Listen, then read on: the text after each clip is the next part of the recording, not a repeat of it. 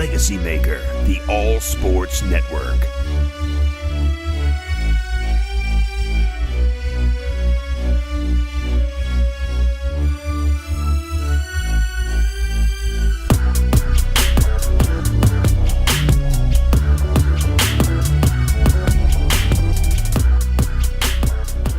Hello, everybody. Darrell, Owens, LegacyMaker Sports Network, and we are here to bring you our Super Bowl 55 preview show. And you're probably looking like, look at all these faces in the room. That's right. We got a huge panel with us today, and we're glad that we're going to be able to break down Super Bowl 55 for you.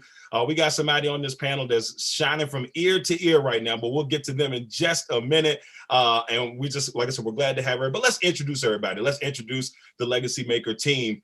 First, got to give love to the co-creator of the LegacyMaker Sports Network. And he's the man that's smiling from ear to ear right now, Mr. Jeremiah Quimby. What's up, sir?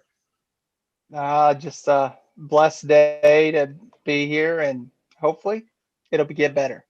There we go. There we go. Next, we've got the man who is the co-host of In or Out on the LegacyMaker Sports Network. And he is the host of Ram Talk and the host of the No BS Sports Zone, Mr. Robb Johnson. Robb, what's up, brother? Good, guys. How's everybody doing? Solid, brother. Solid. Next, his co-host on the LegacyMaker Sports Network and a multitude of video productions here on the LegacyMaker Sports Network, the man, Mr. Drew Willingham. What's up, Drew? Hey, what's happening, fellas? Thanks for having me on today. Glad to have you, brother. It's the beer, baby. It's the beer. It barely fits in this shot, but hey, it's here. I got to trim this unit so bad, man. This is my winter. It's my winter weave. That's what I call it. Tuck it into your shirt, bro. And next, we've got the man that is, he's done so much on the right in front here on the LegacyMaker Sports Network, but he is the host of the Balling Podcast here on the LegacyMaker Sports Network, Mr. Tyrone Montgomery Junior. I said Drew. Junior, what's up, Ty? Read me up later, Ty. All good, all good. That seat is on fire. I appreciate it, man. The hot seat. Next, we have our man who is the host of Big Sports Talk. He is an absolute legend when it comes to the hockey game here on the LegacyMaker Sports Network, Mr. Victor Herrera. How you doing, Victor? How you doing, brother? I'm doing good here in Texas. We ain't got no snow, so I'm telling you, man, I got to get to that point. I mean, we were hype about this snow, and the snow treats us bad, man. It's been changing his mind here and there, but you're lucky. You're just getting just 60-mile-per-hour winds there in Texas. Next, we got the founder, one of the founders of the Commonwealth Sports Talk here on the LegacyMaker Sports Network, Mr. Joe Dillard Jr. How you doing, Joe? Another day in paradise, gentlemen. Glad to be here. And then his partner in crime on the Commonwealth Sports Talk, and last but surely not least, Mr. Lamonte Thomas.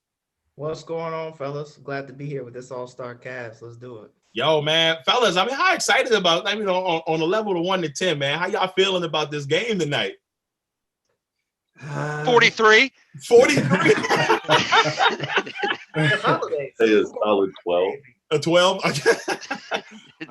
47. We're going to say that for John Lynch getting to the Hall of Fame. Oh, I'm not going to talk Hall of Fame right now. Leroy, your thoughts are with me, brother. Next year, brother. Next year, Leroy. We got you. You're going to get in, baby. It's coming. It's coming. Now, we're going to get this party started. We got a lot to talk about here. We're going to break down the game, X factors, who wins this one, predictions. But we're going to start this one with the most interesting question throughout the week. And it's with the Kansas City Chiefs. They have dealt with a lot of distractions this week with Barbergate and, of course, everything going on with Andy Reid's son. It's just been a crazy week for the Kansas City Chiefs. But the question at hand is this: will the distractions affect this Kansas City team during this Super Bowl? I'm going to start this one off with Mr. Joe Dillard Jr. I don't believe so. I think this is something that is going to be swept away for them. They're totally focused. They got to train in Kansas City, so that's different from normal procedures with Super Bowl. So I think that brought them together, and it allows them to stay focused. What about you, Victor? I have to agree with Joe. I mean, you've already done what you're going to do up until this point in the season. There's not really much else you could do. They're focused. They're going to go in just how they normally would. Lamont? I agree. I don't think it's going to be a distraction. They've been through a lot of stuff already. You're talking about, the Kareem Hunt thing when that happened.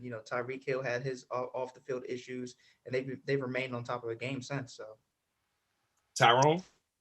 Yeah, I gotta agree with everyone else. I mean, as long as they got Patrick Mahomes on that field, along with Tyreek Hill and Travis Kelce, they'll be fine. They let the game speak for itself. Jay, what are you thinking, man?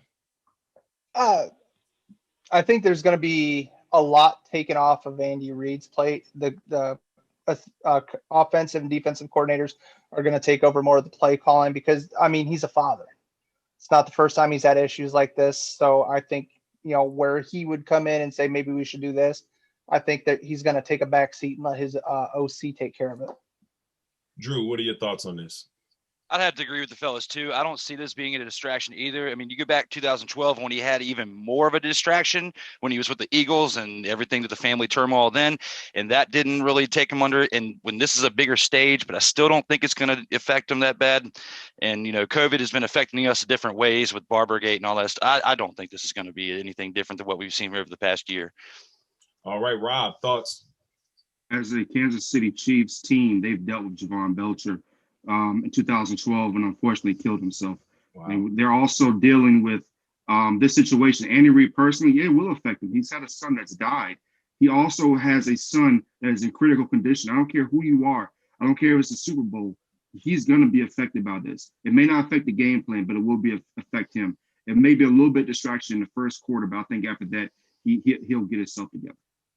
I'm going to say this. I look at it and say to myself, and I was telling Jay this at one point, I don't know why Super Bowl 33 keeps creeping in my mind, but I think about that week and how the Broncos had to deal. Well, the Broncos, I don't want to say had it easy, but they had a Atlanta Falcons team that was dealing with a whole bunch of stuff going on that week, people acting up the whole week, Eugene Robinson getting in trouble before the game.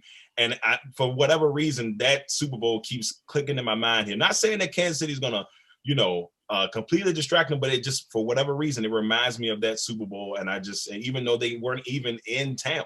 So I guess we'll see how things go on that front with the distractions. And then next, we've got Thomas Brady. Thomas Brady has made it to his 10th Super Bowl, and he's got an opportunity to win number 7. A lot of people have said, Tom is the GOAT. Some people don't believe he's the GOAT. I mean, it's an ongoing debate, almost like LeBron James in basketball when it comes to Michael Jordan. Who's the GOAT? Who's the GOAT? So we're going to ask this distinguished panel, will this Super Bowl win make Tom Brady the GOAT? And I'm going to start with the man who knows more about this than anything, Mr. Jeremiah Quimby. If Tom Brady wins this one, I've heard rumors that if he wins this one, Michael Jordan's going to come out of retirement because he wants 7 also. But I mean, you can take every era is going to have their own GOAT. This is Tom Brady's, and yeah, he's done it without Belichick. He's made everybody that was naysayers shut their mouth. He's showed up, got him there. So yeah, he's the GOAT right now. Yeah, but the game changes, the GOATs change. All right, Ty, what are your thoughts on this? You touched on it with the LeBron thing. I think any player that can just get his team there every year, they got to be the GOAT. And I think Tom Brady's in that conversation. He is the GOAT. This is just added icing that was already on the cake before. Lamont? absolutely. I think he's got it without this win, but if he gets it, it's no brainer for me. I mean, you're talking walking livestock, man. Billy Goat Scruff, Tom Brady Goat. Now, Lamont, that wouldn't have anything to do with Michigan, correct?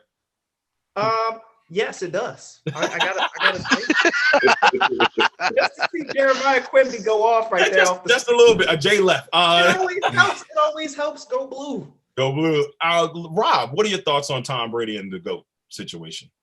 Well, everyone knows I think Tom Brady is the greatest quarterback of all time. However, if we're going to make the argument, especially we talk about basketball, LeBron James and Michael Jordan, can I ask everyone a question? How many Super Bowls has Joe Montana lost?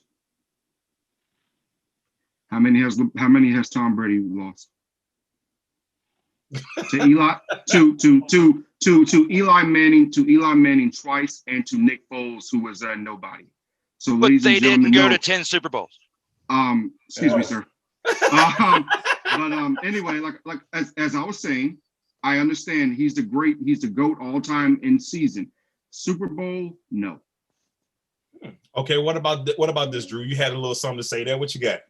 Oh, I disagree, because he's been to 10 Super Bowls, man. Even though you lost 3, okay, they were tough ones, and the refs and all that stuff with the Eagles one. Okay, we'll let that slide. But look, he's 142 yards away from 3,000 passing yards in the Super Bowl. That's nuts. He's got 2,838 passing yards, 18 passing touchdowns. Joe Montana doesn't have that. He threw for 505 yards. Yes, it was against the Falcons, and he lost. Well, no, they came back and won that game, but still 505 yards, and he was almost 40.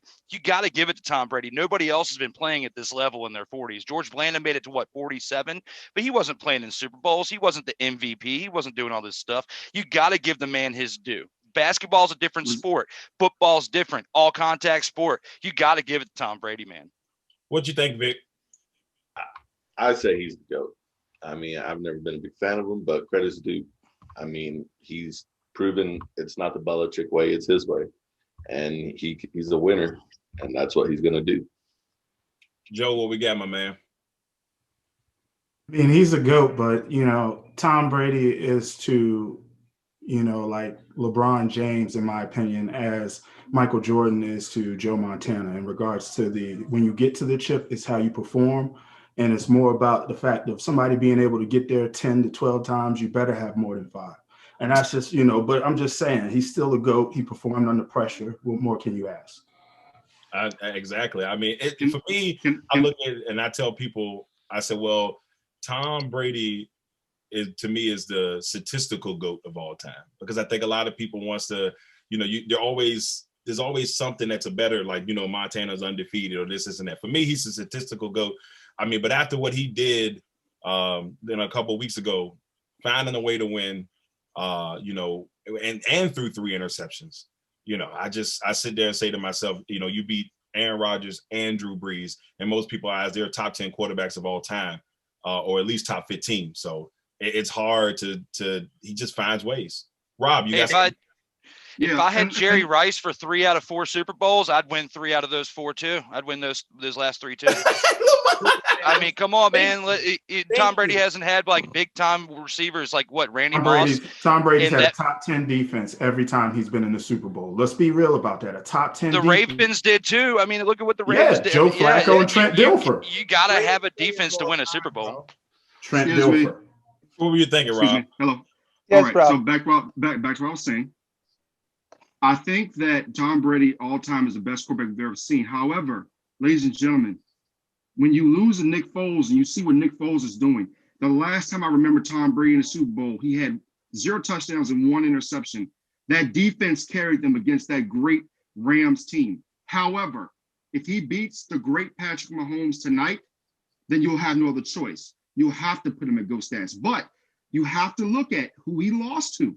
He lost to Eli Manning twice when he was undefeated and was a favorite twice.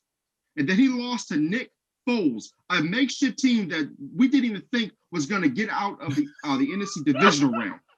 So that's all I'm saying, folks. Let's keep things in perspective. But the Eagles one, he could have been out coached. That could have been the thing. The play calls, no excuse, the Philly Jay. special.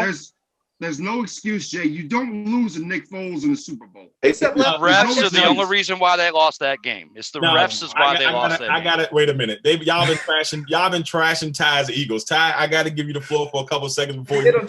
I mean, what are your thoughts on this, Ty? Because I mean, they just trashing your Eagles, and that Super Bowl meant nothing. I mean, let's just be honest. What we got going, brother? We had a great year. The team roster was good. The coaching was good, and we had momentum on our side. And we just had a better game plan. A better team won in that game.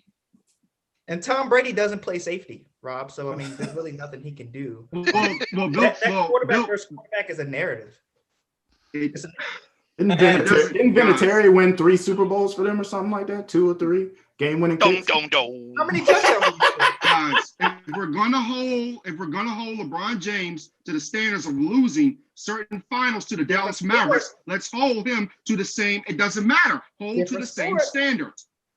Yeah. I like chocolate. Hold to the same standard. All right. Hold to the same standard. We're going to go ahead and head on to the next topic. I love it, fellas. I love it.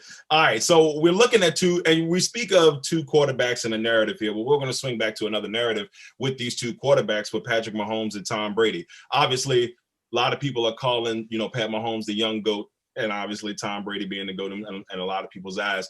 But the question is this, who needs to win this Super Bowl more? Because obviously Tom gets 7, but are we starting to see if Mahomes wins is when can that dynasty start in Kansas City if it hasn't already started already? So I'm going to start this one off with Robb. What are your thoughts on this? Patrick Mahomes needs to win this for one reason. If you look back at the Seattle Seahawks, we thought they were going to make multiple Super Bowls. They gave up that big lead, I believe it was a 10-point lead. Mahomes, if they lose a Super Bowl, we don't know what the future holds. We don't know if people are going to start defecting. So they need to win the Super Bowl. Plus, if he wins this game tonight, that gets him even closer to Brady, which he wants to have more Super Bowls than Tom Brady. So it's big on Patrick Mahomes. It is more important for him tonight. Brady's already cemented. Drew, what are your thoughts on this? Each day for the past 2 weeks, if you would ask me this, my answer would be different. But today's Super Bowl, Sundays has got to be different. So Tom Brady wants to get that next Super Bowl to be past Bill Belichick and get into his legacy, extend his legacy. But Mahomes also wants to be the best quarterback of all time, and he's going to have to probably get 9 Super Bowls to do that at this rate. So and because he's facing against the biggest quarterback, the best quarterback of all time, it is Mahomes that needs to win this game for his legacy and for their dynasty to continue. I'm going with Mahomes. Victor, what we got, brother? What are you thinking on this one? I'm going to have to agree with exactly what Robb said. Mahomes needs to win because then it goes back to the Seahawk talk. Like, they're in the mix, but not all the time. And is that eventually what Casey's going to come down to? So Mahomes needs it a lot more than what Brady does. Joe. It's more like the Jordan and Magic Johnson thing, where Jordan wanted to take the reign and then he was able to go and dominate for a long time. I feel like Patrick has to do the same thing here.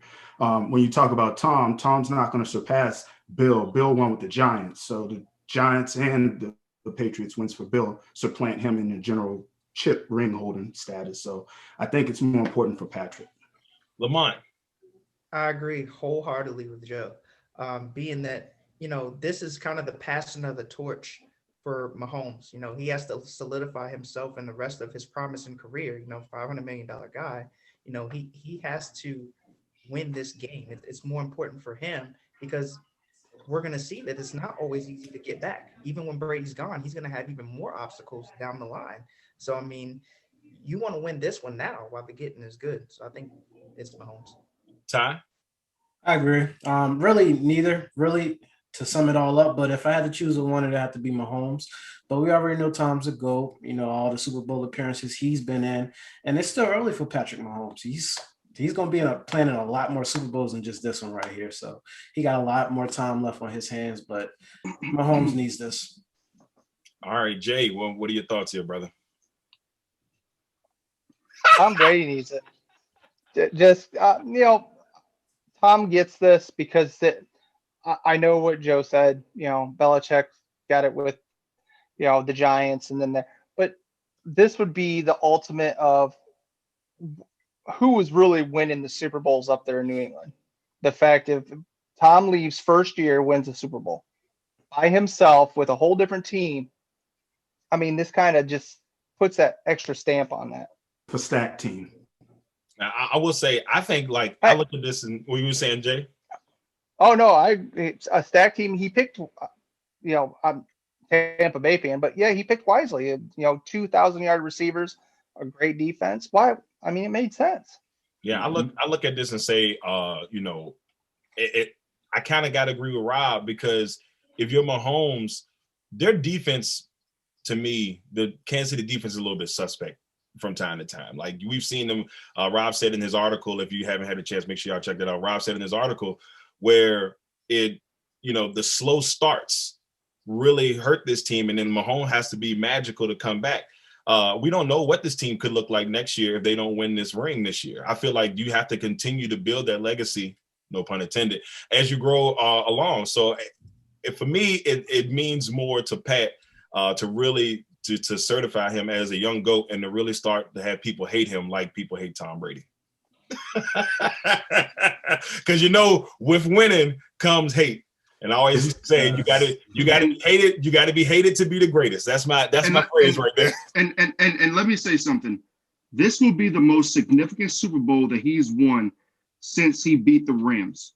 That Rams team was on their way. And look how much changed when the Rams lost. And since he beat, in my opinion, the Hall of Famer Don McNabb, those are the most significant Super Bowls that Tom Brady he's been in today since those. See, the biggest change. What you said? The biggest change we found is how much of the cheaters in the Patriots organization we have with Spygate, and then with what happened after that. I don't blame Tom Brady for that one, but hey, listen. Let me say this real quick, guys. I am so sick of hearing Buffalo fans and these fans talk about cheaters. Look, they just dominated you. You couldn't beat them. It's over with. We got it. You can't beat them. Yeah, I will say one thing. You weren't good enough. I thought that, remember when the Colts had lost that AFC Championship game and they were talking about the deflated balls? Well, you lost by 40. Exactly. I was like, you lost by 40 in the game. If you lost by a touchdown, give me some effort in that game. And I said, you know what, y'all, maybe you got something here, but not when you lose by 40. I can't give you that argument on that one. I like what Rob said. What you said, Lamont?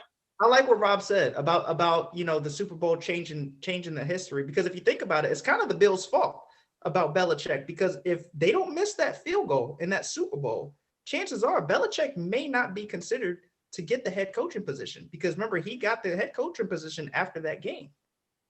Yeah, because very true. That's where he got his start at. So I'm telling with the Jets first, and then he went to the. Well, you can really blame the Jets if you want to get technical. The Jets didn't have enough charisma to bring Belichick in, and maybe the Jets would have won all of these Super Bowls. But I digress.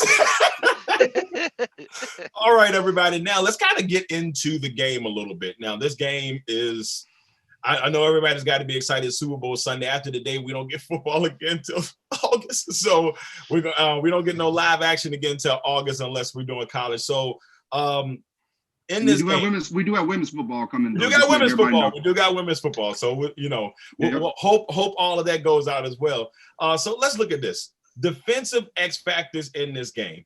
Both of these teams have great defensive players on this team, but we want to know who's going to be those defensive X factors in this game tonight. I'm going to start this one off with Vic. Vic, who's going to be the defensive X factors for both teams in this game tonight? I would say with Tampa, defensive line, and I play line, so I'm going to say defensive lines on both. Who could get to the quarterback? Mahomes has his issues. Tom Brady's not as mobile, and I'm just going as a group. Defensive line. I just think if you can work as a group, then that's going to be a big part right there in this game. Joe, who do you have for the X factors in this one? Defensive. Tampa Bay's linebacking core with the ability to cover so much ground, to take away that dink and dunk. I want to see how Mahomes expands the play and where he goes with that linebacking core. Jay. Shaq Barrett on one side didn't have the sack numbers he had last year, but he led the league in pressures. And, he had the hat trick last game. And thank you. And then on the other side, it's gonna be the Honey Badger. If he can read Tom Brady's eyes and pick him off, because that's what happened. Tom Brady was picked twice in the last game. We ended up losing by a field goal. 3. You got picked 3 times in the Packers game. No, you're talking about the Chiefs game. The Chiefs game, but thank you. My bad. My bad. It didn't make a difference, though, Drew. They still in the game.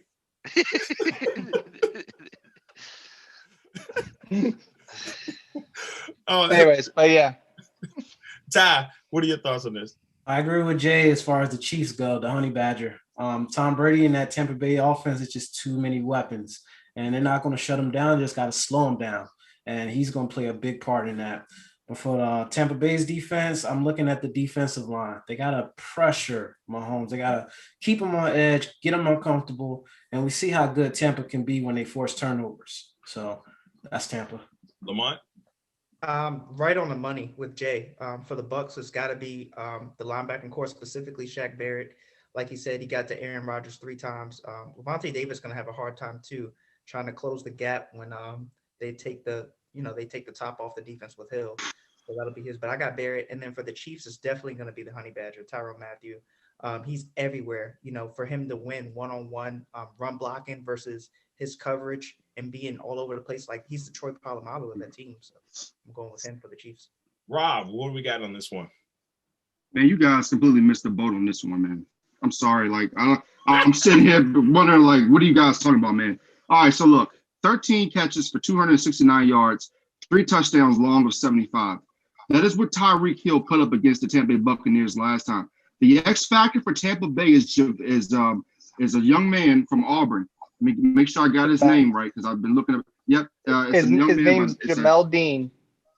Yes, sir. Thank you. I'm sorry, Jamel Dean. Jamel Dean runs a 4.2, 4.3.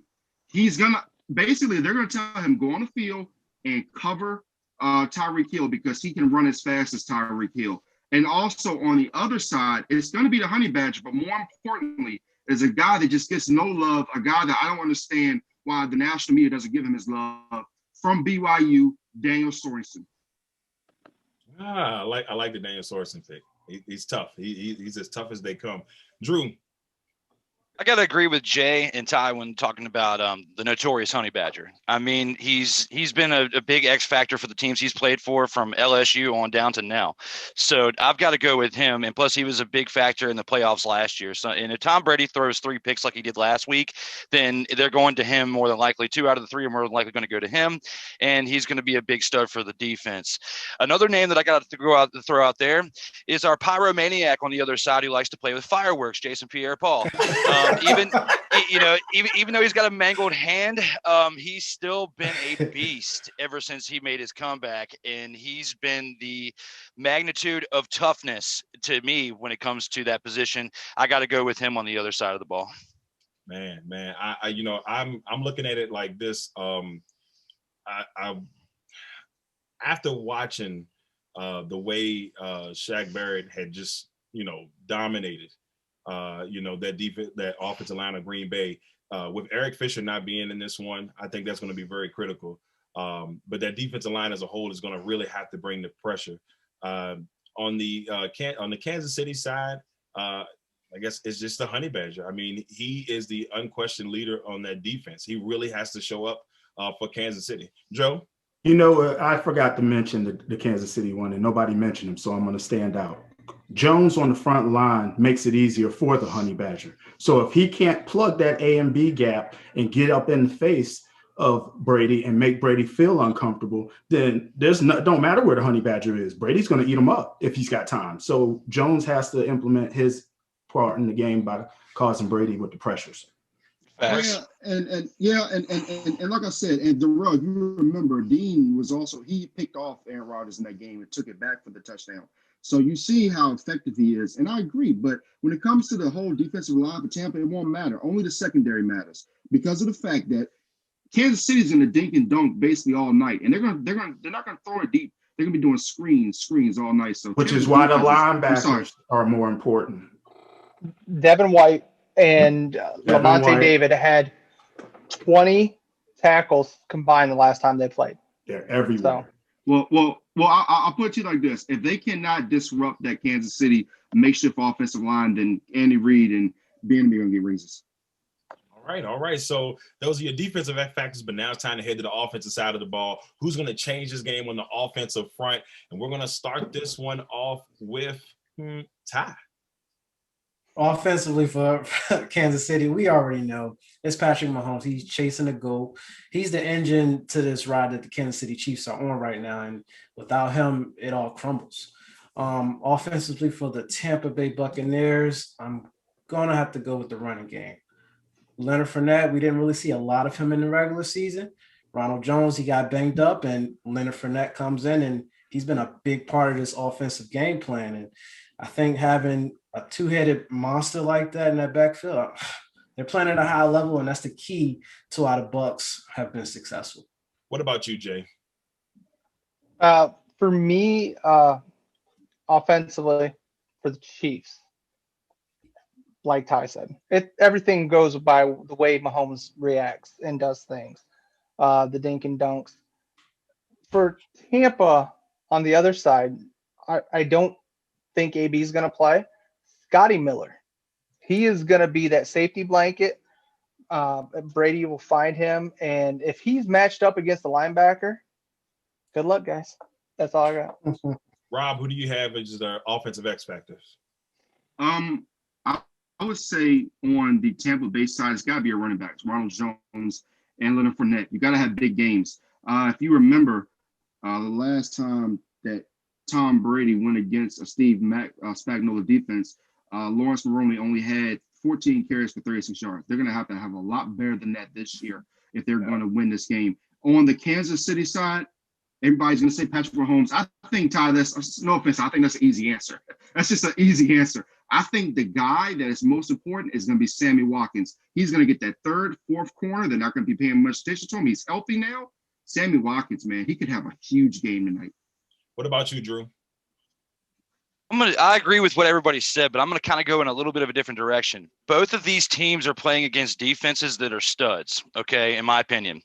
So let me explain this for a second. Both of these offenses need to display all-around teamwork when it comes to blocking. So when it comes to Rob Gronkowski on the Tampa Bay side with his big part in the blocking game, these teams need to keep their quarterbacks upright. That's the only thing that's going to get them to win, because this is going to be a tight game. The blocking has to be big. So the O-line on both sides is very important. All right, Lamont.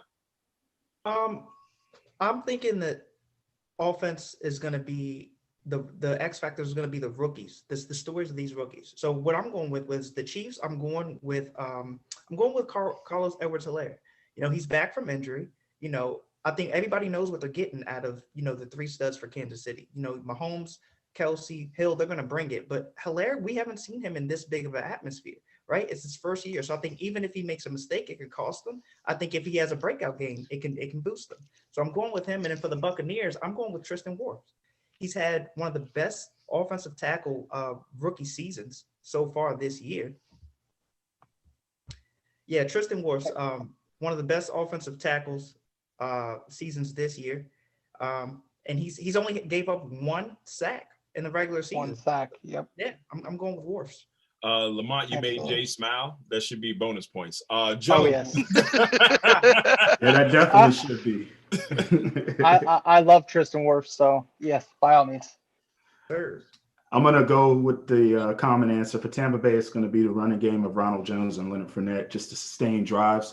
But the bigger picture here is for them to run directly at those linebackers who are so used to covering ground. They need to pound those linebackers so a guy like Britt could get behind them in certain passing downs when it's essential. I'm going to go stay at the tight end spot on the other end with Travis Kelce's ability to line up and be a Swiss Army knife. Kelsey has to be that Swiss Army knife for everybody else to get off. You have to suck up defenders for Tyreek to get over top. You have to suck up defenders for the dink and dunk to work and have all that running room. So I think those are going to be key essential parts to the game as to where they line Kelsey up and how he operates. Vic. I have to agree with everybody with the running game on Tampa's side. I'm looking forward to seeing what they have to bring because it's going to be relied on for sure. And with the Chiefs side, I have to go with Robb on this one. I think Sammy Watkins coming back, and Tampa Bay already know what Hill has done to them. You're going to emphasize him a lot more, and it's going to leave some chances for Watkins. So we all know what he can do. Man, this is a tough one for me. I think on the Tampa Bay front, I think this is a really big game for Chris Godwin. And I know this actually has a little bit of outside, I guess, situation for me because, yes, I think he really needs to perform in this game with free agency coming up. I mean, yeah, he's still going to get big money on the free agent market, but what's been one of his biggest things this year? He's been dropping the ball a lot this year. And I think that if he can come through big in this game for this team, because, one of those receivers have got to come through. I like the Scotty Miller answer because, if AB doesn't play, Scotty Miller's going to be huge. But for me, I really think Chris Godwin is going to have to be a major X factor for Tampa Bay. Then on the other side, if I had to say, oh man, I'm going to go with Tyreek Hill, because to me, he's going to have to be the one that gets behind those cornerbacks that Robb was talking about. He's got to be the one that opens up that passing game and make that huge play, in my opinion, that really takes Kansas City over the top. So that's what I have on that for my X factors. Robb. Real quick, guys. I think this is another point that needs to be said for an X factor. 31 years old, out of Oregon State, Mike Rimmers. He's replacing Eric Fisher. A lot of people are now talking about Eric Fisher this week. Pro Bowler at the offensive guard. Yeah. So yeah. So I mean, the Tampa Bay defense, if they can't get to Mahomes, then it's going to be because they're smart with their passes. So Eric Fisher's injury is huge. Mike Rimmers is going to have to come up huge. He could earn himself some money tonight. They're also missing Mitchell Schwartz too. I mean, he's a Pro Bowler, so I mean, you got 2 tackles actually without. Right. So that offensive line, huge. Drew, you might have hit that one right on the head, brother. Next one. Now we're in a situation now, and we got to think about, like, how do these two teams win this game? So I'm going to give everybody an opportunity here for both teams. I need you to tell me, how does each team win this game? We're going to start this one off with Drew. With Kansas City being, here for the second straight year, they need to maintain humbleness. Not look in the past, look at them now. Pick their spots, of course. They need to be smart with that, like they have been. But also, the big thing that they need to do is to contain Thomas Edward Patrick Brady II. They must do that. He reads I had to throw the whole thing out there. He's great at reading defenses. He's had a mentor. If you look into it, he's been getting real close with Peyton Manning ever since he retired. So with picking Peyton Manning's brain and learning different things that maybe he didn't figure out before all that, he's elevated himself to this point.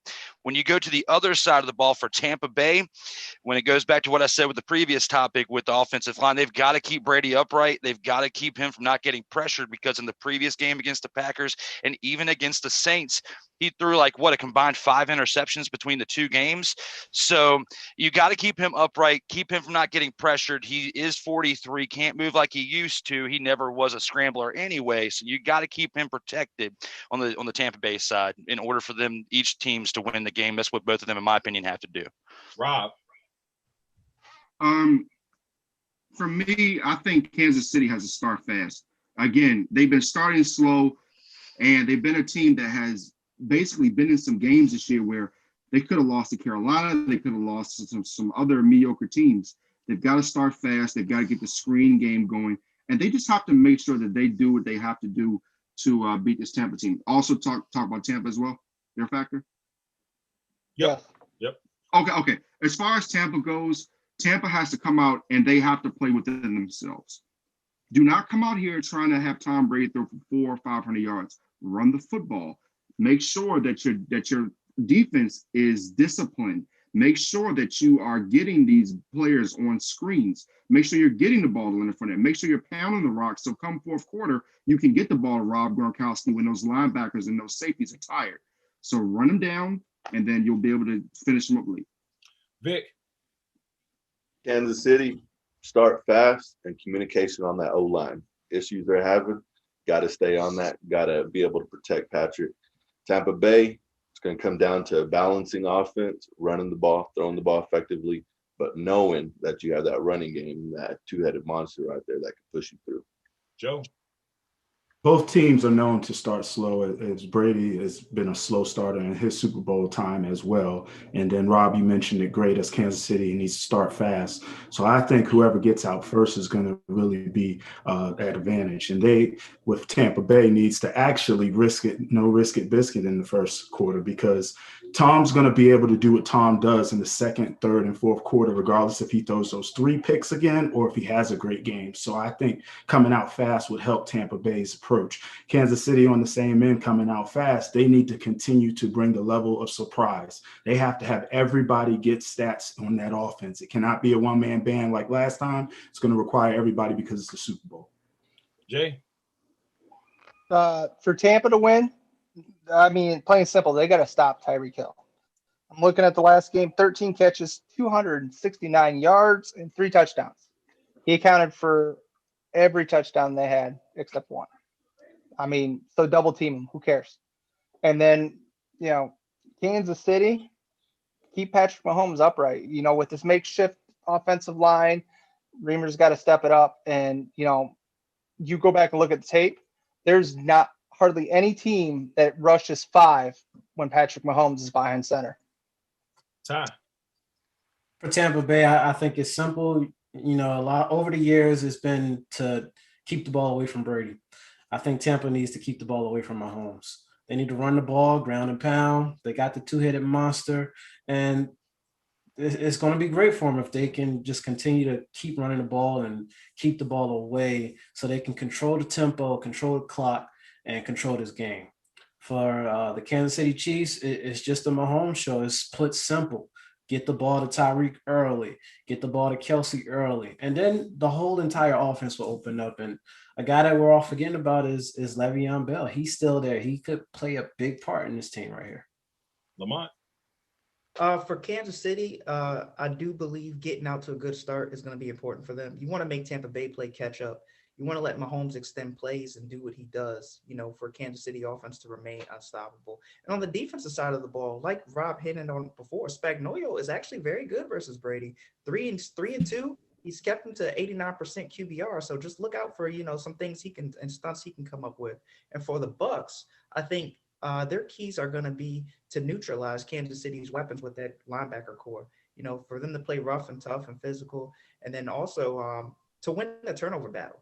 You do want to keep the ball out of Mahomes' hands. You don't want to give him extra chances. And, 3 interceptions like against Green Bay, that's a nightmare for you against Patrick Mahomes because he's going to turn that into points. This is a good one. I think thing we all haven't talked about maybe is special teams and how special teams will play a big part in this one. Tampa Bay for the last couple of years have been looking for a kicker. Jay can tell you they've been praying to the lords above, looking for a kicker who can come in. A second and a 5th round pick on those bastards. Second and a 5th round pick. Somebody that can come in and solidify. So I think on that front, you don't want any situation where you're missing any. This game's going to be so tight, in my opinion. No field goals can afford to be missed on either side. No extra points can be afforded to be missed on either side. So a Ryan Succop great day is going to be important. A Buckner great day is going to be important. And then, of course, if you're punting the ball and you are Tampa Bay, please just keep the ball away from Tyreek Hill. Do not let this man get open in the open field and let things run amok. So for me, special teams are going to be huge in this one, even though people don't, we're not talking about it as much, but it's going to be a big factor in this one. Can I add one more thing for the Bucs? Yes, Drew. The Buccaneers have scored first in 4 out of the last 5 games. So everybody's talking about them starting slow. They are, but they are the first ones to score. The only game they didn't score first in was the Saints game. And they haven't lost a game since November 29th when they played the Chiefs. So, the momentum's on the Bucs side. Jay says, shh. Come on now. Come on. Also, all right, y'all. So, look. Go ahead, Rob. I'm sorry. Also, let me just say this. Tyreek Hill went off last game. I keep hearing everybody talk about Tyreek Hill. That's great. However, they only won by 3 points the last time. If I'm the Kansas City Chiefs, what I want Tampa Bay to do is I want Tampa Bay to focus on Tyreek Hill. Go ahead. Focus on Tyreek Hill. You know why? Because this is another guy nobody's mentioning. It's so disrespectful, but, hey, it is what it is. Edwards, the running back, he can catch the screens out the backfield. You got Watkins, like I said, Robinson, Hardman, and the key factor, Mr. Travis Kelce, the best tight end in football. So go ahead and double team Tyreek Hill. To me, you have to listen. As I said before, guys, and I cannot emphasize this enough. Dean has got to play the game of his life. He earns his contract tonight because if they can get one-on-one. And maybe just maybe help over sometimes, and they can stop those other weapons and keep Patrick Mahomes from spreading the wealth, they have a great chance of winning this game, guys. Joe said, where's the buzzer? That'll be for another show and another time.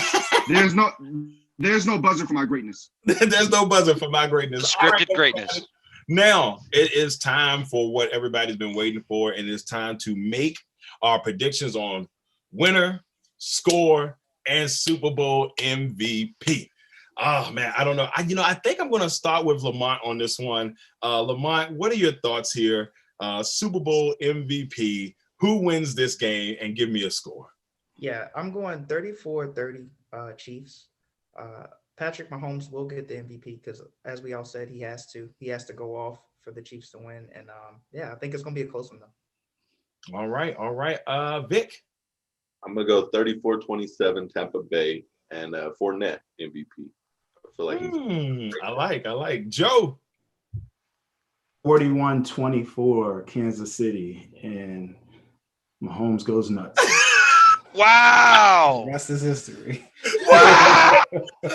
Look, just say it. Oh, Look, let me just say it. If they start out fast and you force Tampa Bay to throw the ball, it's a whole different game than what we've just talked about. Jay has left the building. Drew. Pass. I want to go last. You want to go last? I want to go last. I'm saving that one for Quimby. Come on now. I'm saving that one for Quimby. I tell you what, I'll let you go next to last. Ty. I'm going to go 30-27 Kansas City. I think Mahomes is going to seal the deal. MVP. All right. Lamont. I went. You mean Rob? Oh, that's right. That's what I like. Rob. All right. So let me get my presentation real quick. What we got? Only Corso. Oh! That's the Lee Corso effect. Oh man! Whoa! He's on both sides. He did the Lee Corso. Oh my goodness! You're a Cowboys fan. How you gonna do that? Anyway, I have a lot of hats. 52-21 Kansas City. Tyrann Mathieu, the MVP of the Super Bowl. And guess what? The last time Tampa won a Super Bowl, they had a defensive player be MVP. So they're going Derek Brooks. Tyrann Mathieu. No, it was Smith who was MVP. But That's Tyrann right. Mathieu. It was Dexter Jackson, actually. It was Dexter Jackson, right? Yeah, well, Good job, Jackson. Anyway, Tyrann Mathieu, your MVP tonight, the Honey Badger. Okay, we all made him. Most of us made him the X Factor, so that'll be fun to see. Drew. Before I get into that, Rob, you better not be the girl who takes the dress home, wears it to a party, and then exchanges it back for the money the next day after the game's over with, okay? With all those hats.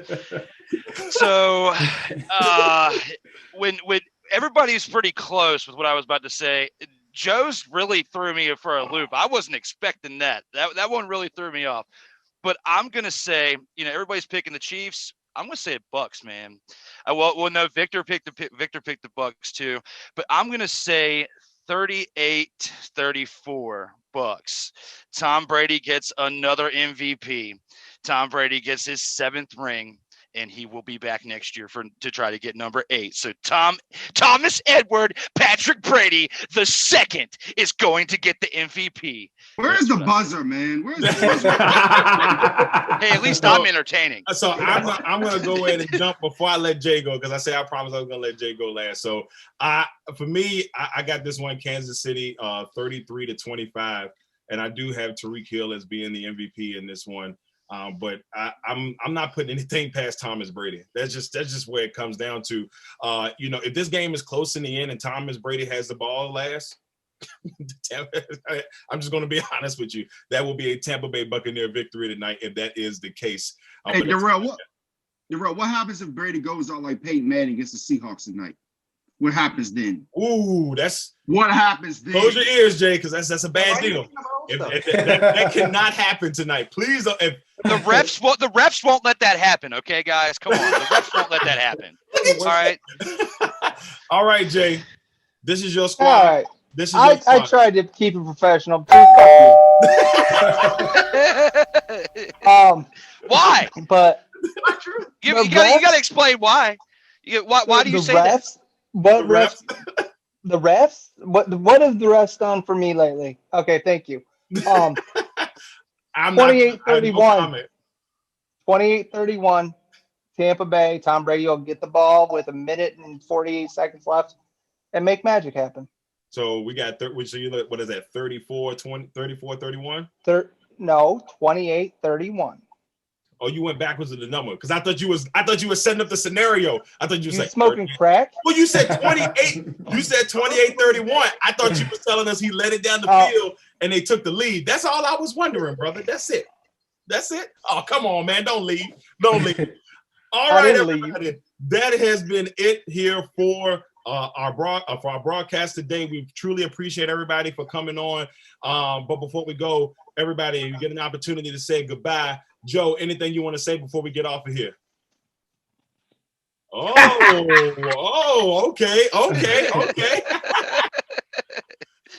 Vic, anything you got to say before we go? Look out for Fournette. That's all I want to say. Lamont. Happy Super Bowl Sunday, guys. Oh, Jay, good luck. Ty? Thanks, man. I didn't get to pick my MVP. Oh, stop. He's not going to pick Brady. Don't worry. No. I'll tell you what, Jay. We coming to you, so you get to do your MVP then. Let's do that. Ty? But one thing I want to say is I know this is a Super Bowl Sunday show, but I have breaking news. The Detroit Pistons are sending Derrick Rose to the New York Knicks for Dennis Smith and a draft pick. My man, always on top of the game, boy. NBA at his finest. I see you, Ty. I see you, baby. I see you. Drew. First of all, I'd like to apologize to Mr. Quimby for impacting his sensitivity, and also to Rob as well for the buzzer thing. I ain't got no sensitivity, you. Hey, you were the one who cussed. You're the one who cussed and got upset. So yeah, you did. Okay, so bang, bang, Actually, bang. All right. Now, So Joe will tell you it is not me cussing. It is part of my vocab. it is. He did say that one time. I'd like to wish everybody a safe Sunday. Be safe out there. This is a different Super Bowl Sunday than what we've been accustomed to in all of our previous years. So stay safe out there. Wear your mask. I already got one built in. Be safe. Everything is going to be okay. Tom Brady MVP. Rob? Says the modern day Jim Ross. Jim Ross. Slobber knocker. Rob? By God! Thank you for apologizing to a goat. I appreciate it. Second of all, just want to remind everybody: Ram Talk 11 o'clock Friday nights, No BS Sports Zone 12:30 on Sunday mornings. I might move it to 10 a.m. Ballin' Podcast, the LegacyMaker Podcast, Facebook, Instagram, Twitter, all that good stuff. Enjoy Super Bowl Sunday, and I hope you guys enjoy listening to the panel and the GOAT. Thank you. Jay Ruffin and the Temptations, huh? I know. You ain't me, Jay. But Darrell, but I will say this, everybody. I want to thank Darrell Owens for bringing all this together. He is the man, the myth, and the legend, Jay Quimby, for bringing us this great LegacyMaker Sports Network. Man, ain't nobody come to see you, Otis. Hey,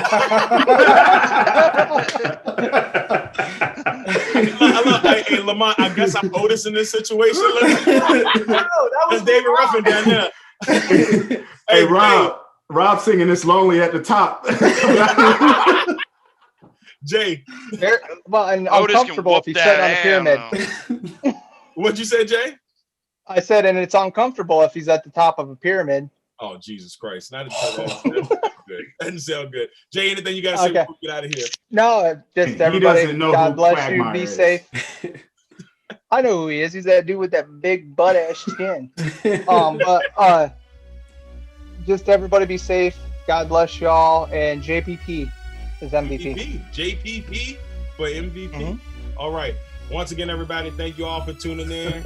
And all I got to say is, it's all about the glow, baby. LegacyMaker Sports Network here. I'm Darrell Owens with my crew. Thank you all for tuning in. Until next time.